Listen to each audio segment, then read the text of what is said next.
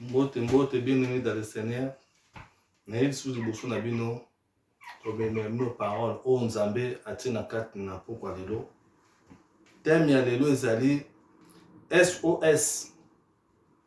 Entre parenthèses, animer les faits. SOS, entre parenthèses, animer les faits.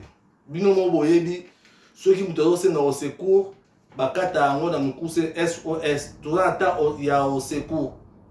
Tant toza nango eza ya combat, au période toza nango eza malamu te. Toza na période ya décembre, bino mo boyebi ba plan moyini, ba ya ko combattre ba na Nzambe. Yango pe biso ba na Nzambe to telemi, tozo bunda na ndenge ya combat spirituel. Bien-aimé dans le Seigneur, totanga na mukanda na 1 Samuel 28 verset 15. Saoul, roi Saoul, alingo bunana ba Philistin.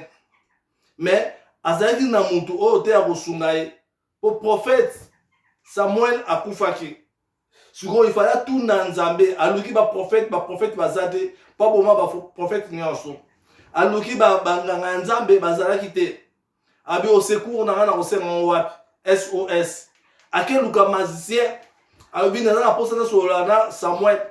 Magicien abi Samuel akufa déjà. Abi so possible ezali okoko invoquer abima po kombe ezali ngana so kokate. Ayebisanga éternel alobi nini. Magicien na pe andimi roi Saoul a invoqué Samuel. Samuel abimi. Ayo senga so aide pas Samuel. Il y aura réponse Samuel a pensé qui tika ngai na la tranquille na ta ya repos. Pour Samuel azalaki moto. Abi azo déranger, azala ta ya repos. Saoul azongi ake bunda bituma ndengwana. Po mutu akoyano na réponse azate. Tika na ebisa bien-aimé na pokwa lelo. Biso na mutu moko oyo akufaka te. Soko belele na moment nyonso a répondre yo. Soko bi SOS. Ozana posa au secours, hier à répondre yo. Comme on a Jésus. Yango biso na pokwa lelo do senga au secours pa Nzambe. Oh yebite, yebaka Nzambe aza capable ya ko aider yo na au secours na yo. Bien-aimé dans le Seigneur. Na kati na Israël, ezali un jour Moïse abimisi bana Israël na kati na mboka ya Égypte. Akena bango na désert, mais comme te bana Israël bazali bateti, ba wana ko ndimasu Nzambe na te, Nzambe wana kaka ye moko atindele bango ba serpent, ba swaki bana Israël. Bana Israël ba komo kufa na désert. Bazolela au secours pa ya Nzambe, au secours pa ya Moïse. SOS Moïse yokela biso mawa yebisa pa ya Nzambe na yo ayede biso tala ba serpent bazo swa biso bino moyebi venez ya serpent soki asuyo ndenge nini ezalaka ba venez ezalaka ta mke okufi ba okufa na désert po serpent swaki bango. Moïse asololi na Nzambe, Nzambe ayebisi Moïse tia serpent de bronze na kati na désert. Oh, nous sommes au talent, arobixama. Bien-aimé dans le Seigneur, il y en a eu le parole à pourquoi les lots. Si vous avez SOS, quand vous n'avez pas monté, pour vous vous sengiez les lots, l'objet sengiez, arobaye. Tala Samuel, tant roi Saoul a relucaye. Samuel a bien à ta repos. En temps on répond d'été. Bien-aimé dans le Seigneur, SOS n'a pas en panan. Au secours, non c'est en panan.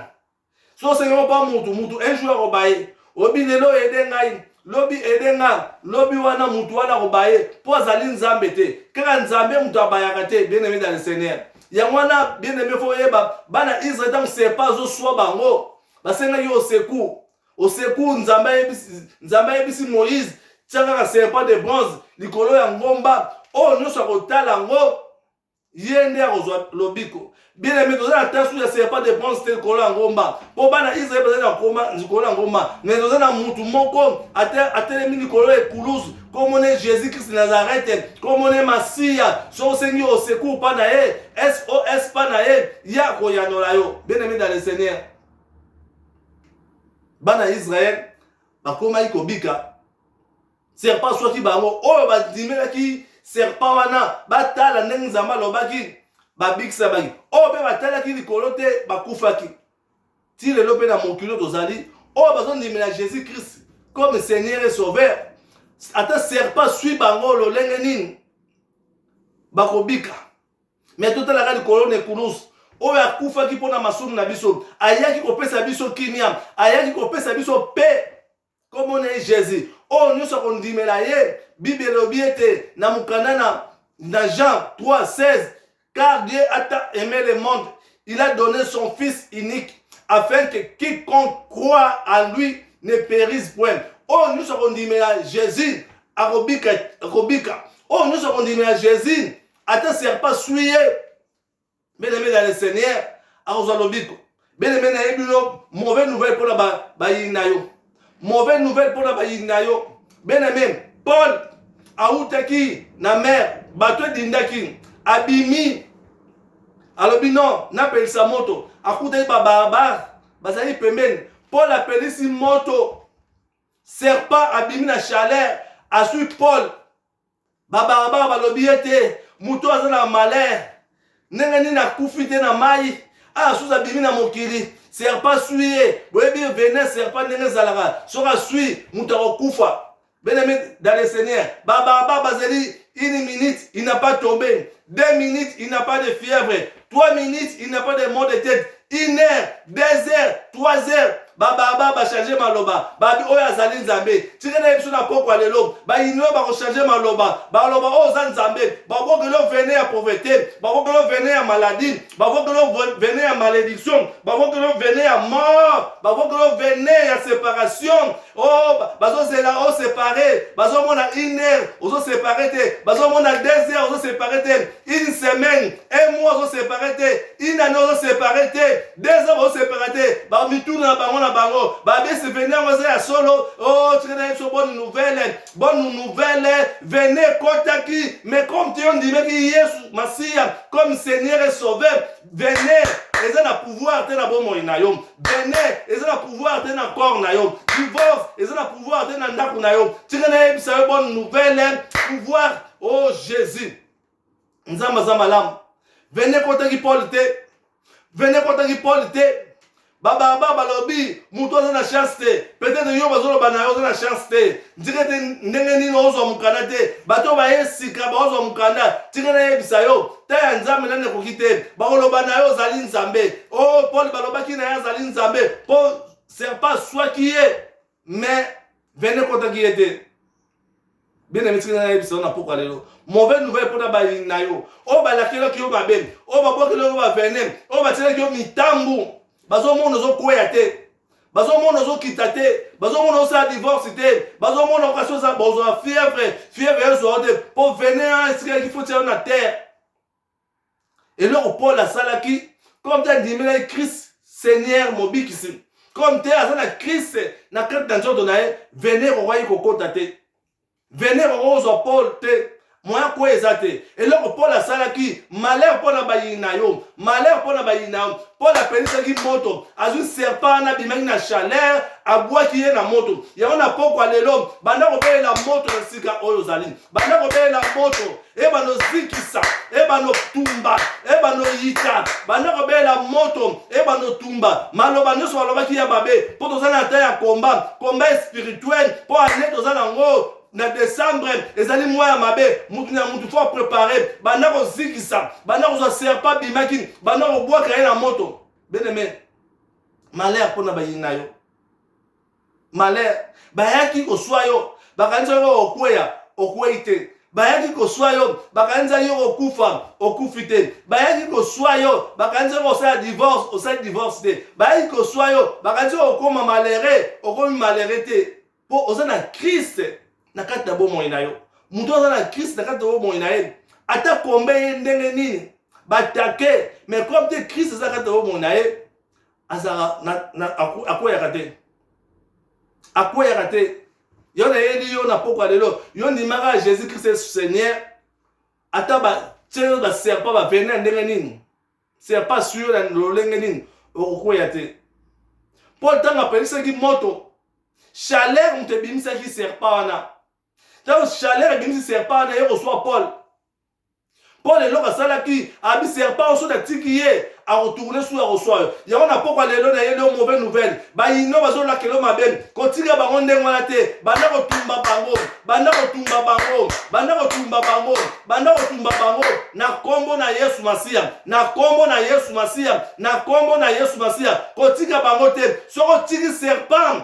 Obite na tiki obanga e. A l'opposition. Moutounio surtout. Oya ezoya kotia vene na bomo na yo. Mutu nyonso tu oya otia vene na kati na ndako na yo. Mutu nyonso oya otia vene na musala na yo. Mutu nyonso oya otia vene pour koma pauvre.